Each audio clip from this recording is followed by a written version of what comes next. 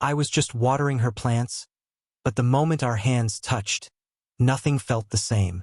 The first time I stepped into her garden, it felt like stepping into a different world. The sun was gentle that morning, casting a soft glow over the rows of plants she tended with such care. I had only come over to water a few of her more delicate flowers, an excuse, really, to see her without feeling like I was intruding.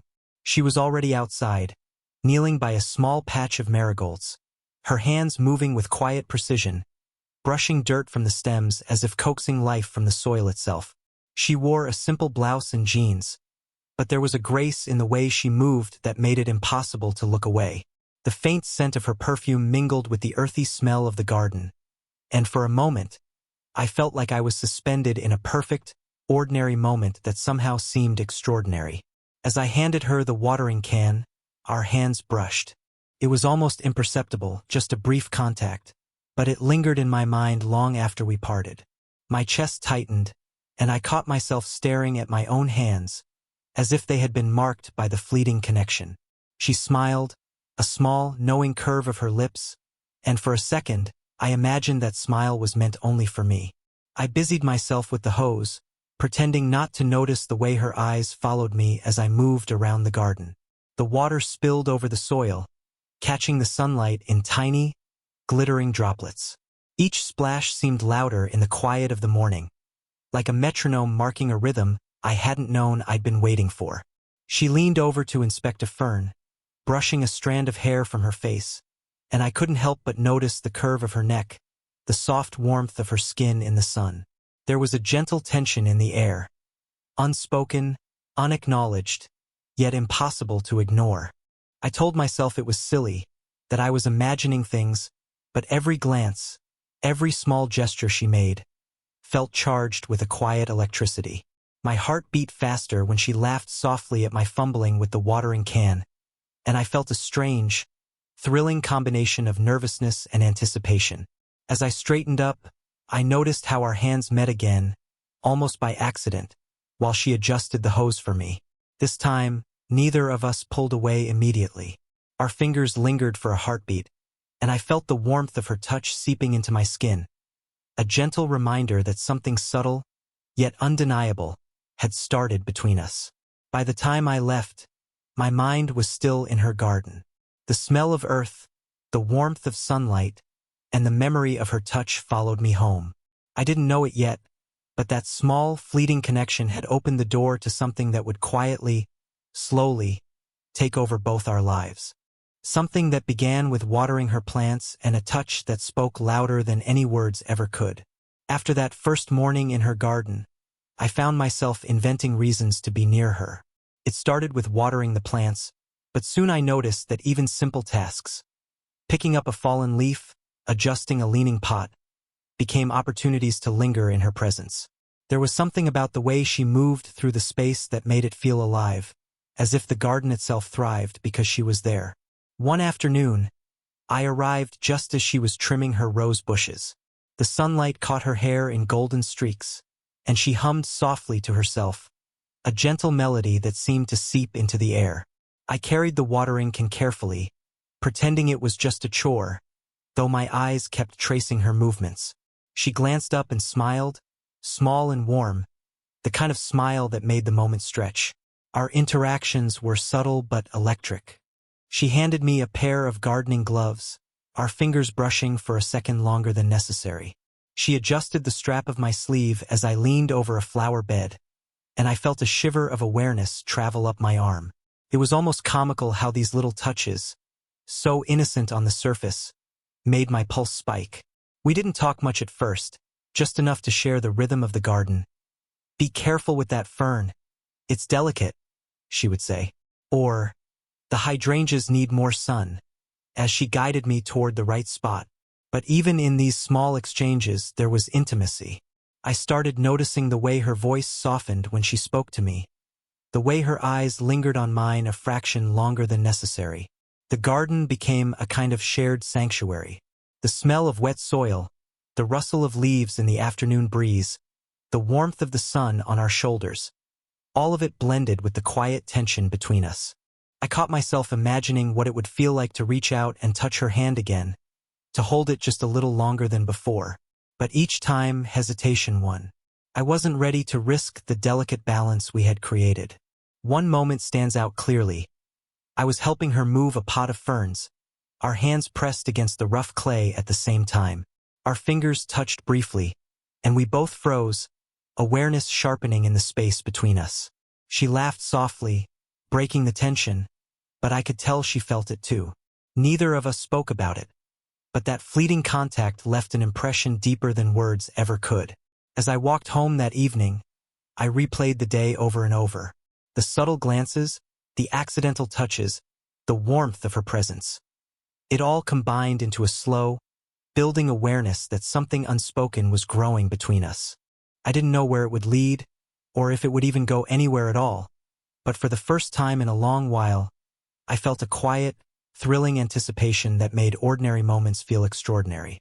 And just like that, a simple shared space, the garden, the sunlight, the smell of earth, had become the backdrop for the start of something far more complicated, intimate, and impossible to ignore.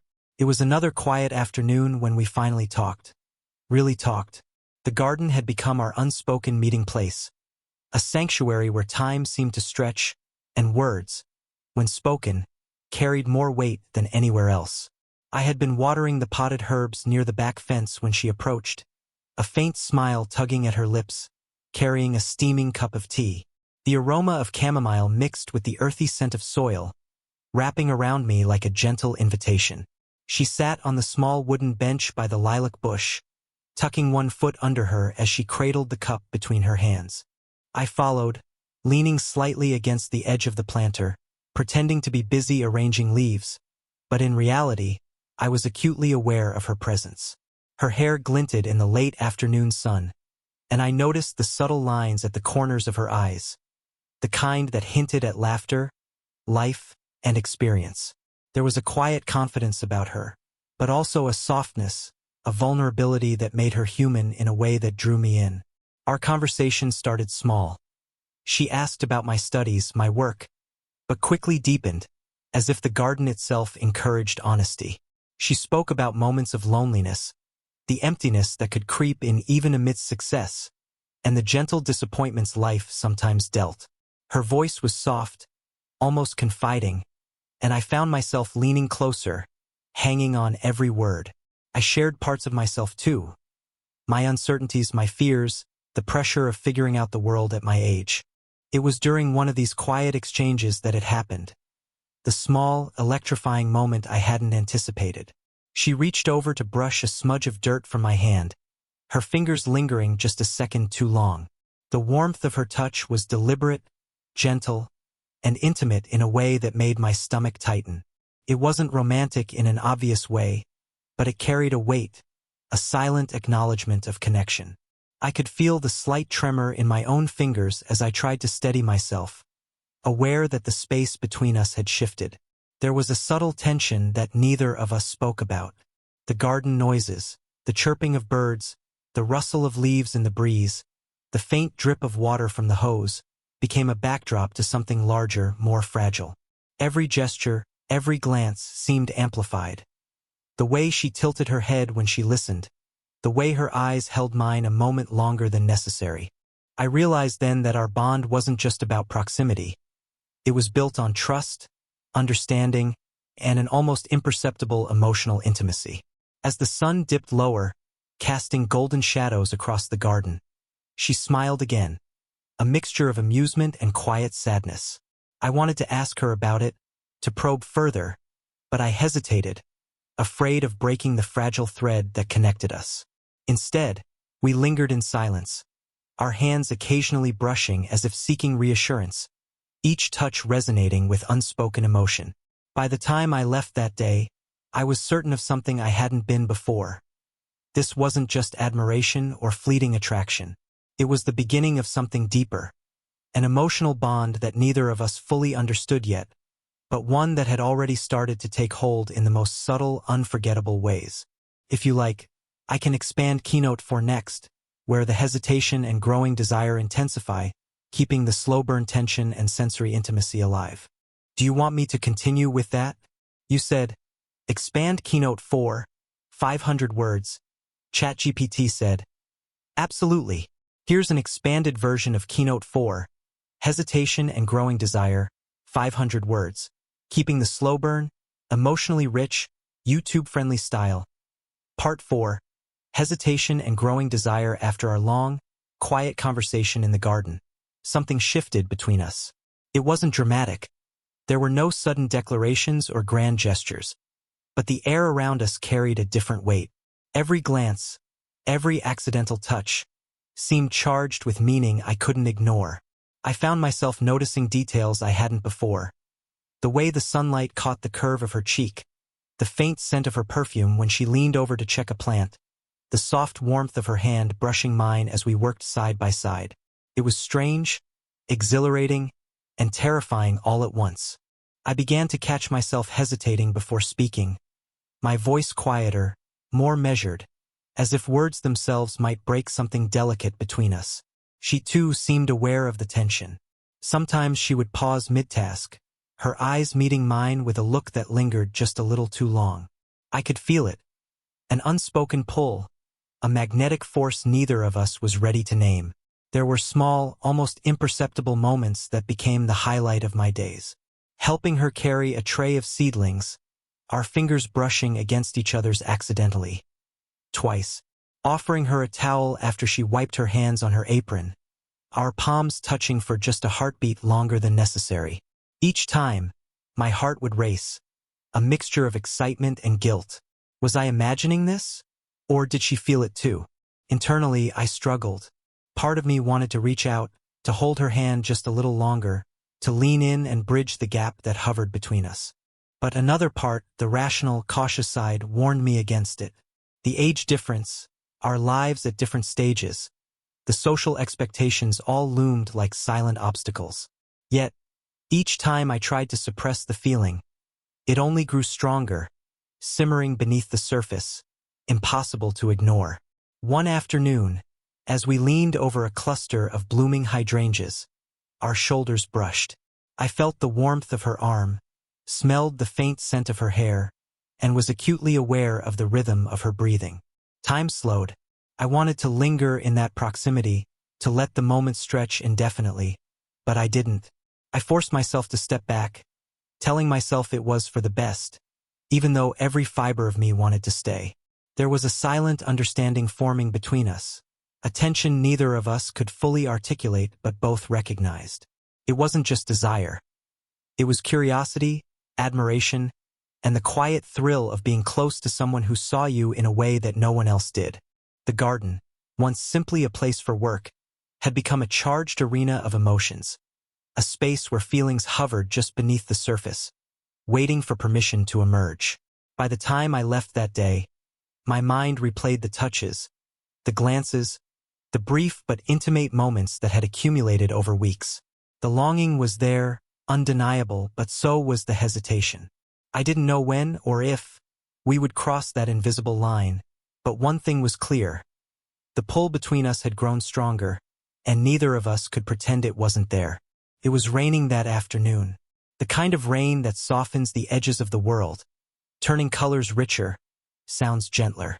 I had come over, carrying a tray of small potted plants, hoping to help her move them inside before the downpour worsened.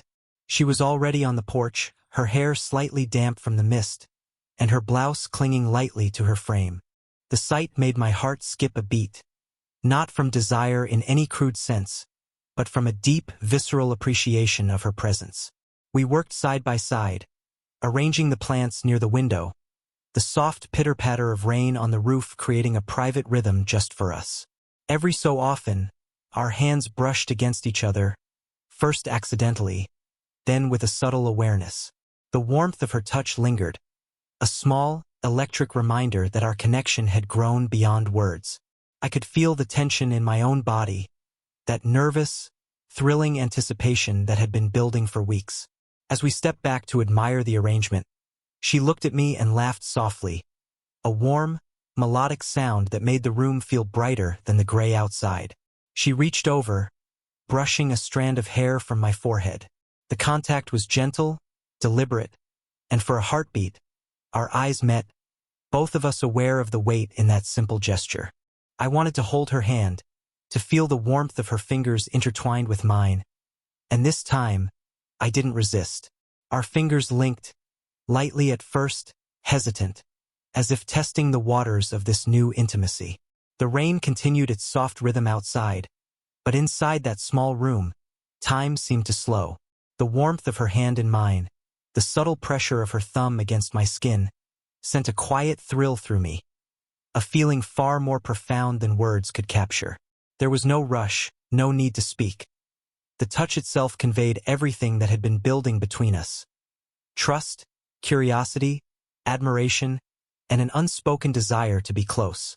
She smiled again, a soft, knowing curve of her lips, and I felt a rush of courage. I lightly brushed my fingers over the back of her hand, and she didn't pull away. Instead, she shifted slightly closer, the warmth of her body brushing against mine ever so lightly. The intimacy of the moment wasn't physical in a conventional sense. It was the way we occupied the same space, the way every small gesture resonated with meaning. For the first time, I felt the weight of the connection fully. The subtle tension, the shared vulnerability, and the quiet acknowledgement that neither of us could ignore what had been growing between us. And in that rain-soaked afternoon, with the scent of wet earth and the faint warmth of her hand in mine, I realized that our bond had moved into a new territory, one where closeness wasn't just about proximity, but about the unspoken understanding that we belonged in each other's presence. As the rain softened into a drizzle, we lingered there, hand in hand, silently agreeing that the moment didn't need words. The garden outside was drenched, vibrant, alive, and so were we, quietly, beautifully, in a shared intimacy that neither of us would soon forget. The days following that rainy afternoon were different. There was a quiet intensity between us, a tension that hadn't been there before. Every glance, every brush of hands, carried a new weight. I found myself thinking about her constantly, replaying the soft warmth of her hand in mine, the lingering pressure of our fingertips, and the unspoken understanding that had passed between us. Yet with that closeness came hesitation, a reminder of the boundaries that life had set around us. It was on a Sunday morning when the conversation finally happened. We were sitting on the porch steps, a basket of newly planted seedlings between us. The air was crisp, the garden alive with the scent of fresh earth and morning dew. She had a cup of coffee in her hands, her fingers curling around it, and I could see the vulnerability in her eyes, something deeper than the playful, confident exterior she usually carried. "I keep thinking about us," she said quietly, her voice almost blending with the soft rustle of leaves. I froze for a moment, unsure if I was ready to confront the truth I had been feeling. "I know," I admitted after a pause. I feel it too, but I don't know what it means, or if it should mean anything." The words tasted like hesitation, but also honesty. It was the first time I allowed myself to voice the internal conflict that had been growing inside me for weeks. We talked, really talked, about the unspoken tension, about the age difference, about the world's expectations. I confessed my worries. That people might misunderstand us, that our lives were at different stages, that I was still learning about who I was and what I wanted. She listened, nodding slowly, her hand resting lightly on mine. Not pressing, just present, a quiet reassurance. "I've wondered about the same things," she admitted, her voice soft but steady. "I've lived long enough to know what people might think. I've also lived long enough to know when something matters more than fear or judgment." Her fingers brushed against mine, tracing the lines of my hand gently. The simple gesture carried more honesty than words ever could. For a long while, we sat in silence, letting the weight of our conversation settle. There was no need for dramatic gestures or declarations. Everything important had been said in the spaces between words, in the touch of her hand, the steady rhythm of her breathing beside me. I realized then that this connection wasn't about convenience or novelty. It was about two people seeing each other fully, with all the complexities that came with life experience, vulnerability, and desire. Finally, I spoke, softly but with certainty. "I don't know what the future holds, but I know I want to explore this, whatever this is, With you.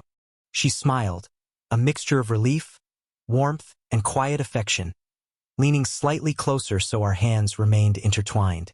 It wasn't a resolution in the traditional sense, but it was a turning point. We had acknowledged the risks, shared our fears, and faced the reality of what we felt without pretending or hiding. And in that acknowledgement, the emotional intimacy between us deepened, preparing the ground for a connection that was no longer tentative, but intentional, honest, and profoundly human. The garden felt different that evening, bathed in the golden light of a late autumn sunset. Every leaf, every bloom seemed sharper, more vivid, as if it, too, had been waiting for this moment. I arrived carrying a small basket of freshly picked herbs, though my mind wasn't on the plants.